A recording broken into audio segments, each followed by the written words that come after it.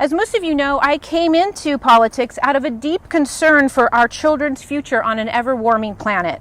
And I'm so proud of all of the great work that we have done as a city on this and other interrelated issues.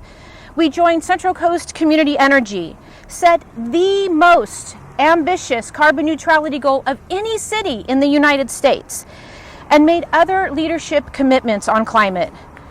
And we did all of this within the framework of inclusivity and equity and fiscal responsibility.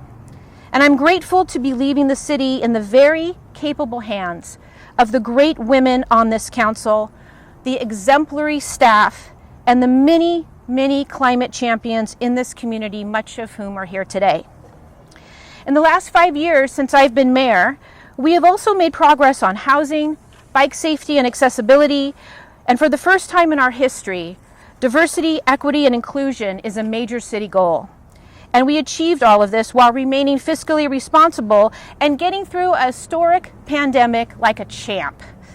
In partnership with the community, the City Council, and our amazing staff, in partnership with them, I have accomplished so much of what I came to do here in San Luis Obispo. And now it is time for me to step up into a new role, one where I can help create systemic shifts to ensure a safe and vibrant children for our future and to amplify California's climate leadership. The great state of California can and must inspire the country and then the world to make more ambitious climate actions on the climate crisis. And I'm moving on from my role as your mayor for the same reason that I entered into it. My children and their generation need me. They need us all to step up. And that is why I am taking on a new role in which I can have even more impact. And so today I am excited to announce my transition to a state-level climate advocacy position as the Senior Public Affairs Director at the Romero Institute's Let's Green California program.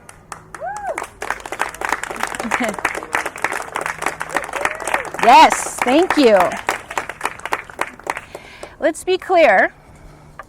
I'm stepping down to step up.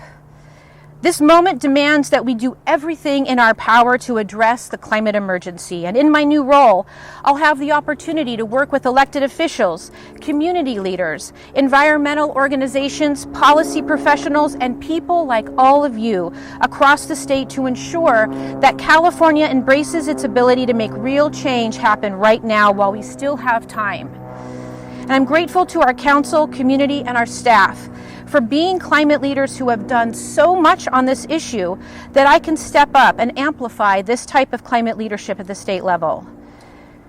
A state-level movement is crucial because while individual actions are useful, we know that it will take systemic and cultural shifts to ensure a bright future for all of us. And as longtime climate champion Bill McKibben reminds us, the best thing that we can do as an individual is to stop acting and thinking like individuals. So thank you so much to the voters for believing in me time and again. And thank you to all of you who worked on my campaigns. And honestly, thank you to those of you that worked against me in my campaigns, because you made me and our policies stronger and better. Thank you to my fellow council members for being part of such a positive, civil, and successful team, and a historic all-female city council. Special and heartfelt thanks to the talented and dedicated staff of this great city. I want to say how much I appreciate our city manager, our city attorney, and our sustainability manager, to name a few. So Derek, Christine, and Chris, thank you so much for being exemplary at what you do. I thought I was going to get choked up about my kids, but I'm actually more choked up about the staff. That's how great this city is. That's how great this staff is. So thank you for all that you do. Yeah.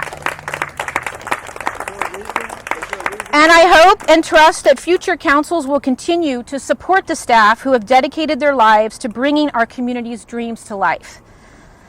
I recognize that this decision is unexpected and unusual, but these are not usual times. The pandemic has reminded us that time as an unlimited resource is an illusion. And our rapidly changing climate is making it clear every single day with historic wildfires, floods, droughts, and extreme storms that we are running out of time. And part of the new normal is that many of us are looking at our lives and asking ourselves if we are in the right place. Are we doing enough to create a more sustainable and beautiful world? This fight can be the North Star for all of us. It's the biggest story of our lives and the biggest drama in the history of the human experience. It's a mandate that we should feel and embrace to be part of the first generation to fully understand our potential extinction. Right? To be part of the first generation to fully understand our potential extinction, and the last generation to be able to do anything about it. So it's time to write a new story for humanity, and I'm grateful to be one of the many authors of that new story, and I'm calling all of you up to join me in co-authoring that vision. It's easy to despair in these historically challenging times, but I'm here to tell you that action is a powerful antidote to that despair. We have an opportunity to take action, the action that this moment requires.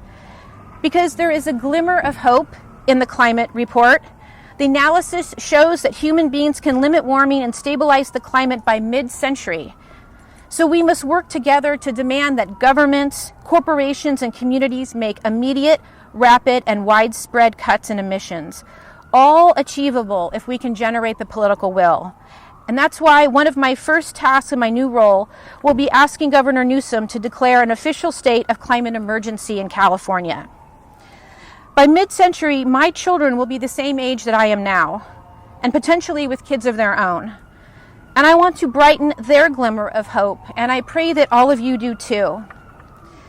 A few days ago, when I spoke to my kid about this decision to move on from the city and up into a more meaningful climate position, they said that sentence that all mothers long to hear.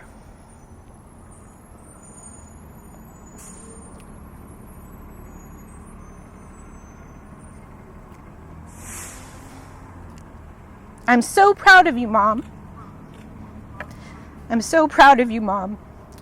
To be the mayor for the last 5 years, the city of San Luis Obispo, and so few people get to say what I'm about to say, and that is with all of your collaboration, I did what I came here to do. I promised tiny homes. We put out the first legal tiny home permit in the state of California. You know, I promised bike paths. We have them. More housing, we're getting them. Climate action, number one. Diversity, first in our city's history. And so as I was reflecting, really feeling like, okay, I think I need to ramp this up at the state level because my kids' lives are depending on it. And it's not hyperbole to say that. I mean, I texted the city manager and our sustainability manager. I'm getting texts from my son, my kid saying, Mom, are you hopeful? I don't feel hopeful. Are we all going to die? Is this the apocalypse? And I'm literally crying myself to sleep, thinking, because I don't know what to say to them. I don't know how to answer them anymore.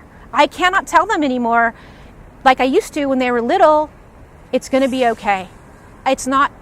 Would not be in integrity for me to turn to my kid and look them in the eye and say it's going to be okay, because it's clear that it may not be okay.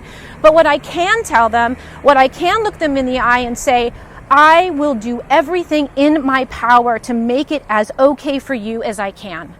And so that's what I'm doing, and that's why I'm choosing to make this shift.